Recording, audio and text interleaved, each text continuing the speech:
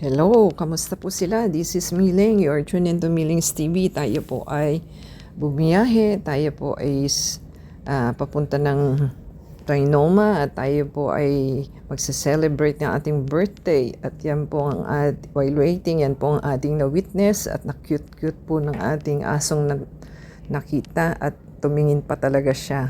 So balance po siya, hindi siya excited. Sana lahat ng aso ganyan, di ba? Balance. So, waiting siya sa kanyang master at yan ang habilin sa kanya. So, fast track po tayo dahil voice over lang pong ating ginawa. At tayo po ay kakain. So, nakapamili po tayo ng ating pagkain. At tayo po ay magda-dine in sa Mesa Restaurant. At yan po ang inyong pwedeng orderin.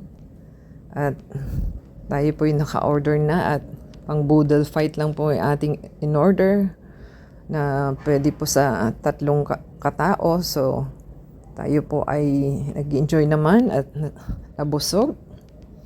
At tayo po ay mayroong juice na buko at mayroong buko shake at tamarind lang po ang ating nai-order na drinks. So, yan po ang ating magandang glass na kakaiba po dahil naka-slant siya at marami na pong branches pala at yan po ang ating boodle fight na ready to eat na po tayo. So pagkatapos po ng ating lunch, tayo po ay naglakad-lakad at tayo po ay nagmerienda naman po sa iba at kinoto mas kalalakad at tayo po ay may empanada na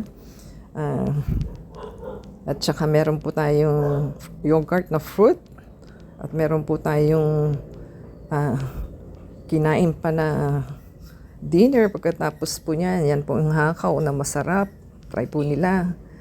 At the same time, meron din po tayong lumpia at tayo po may sushi. Yan na po ang ating dinner. Sushi and toge and yung hakaw. So, thank you po sa mga nag-greet. Thank you po sa sister. At saka sa relatives and my kids, my children.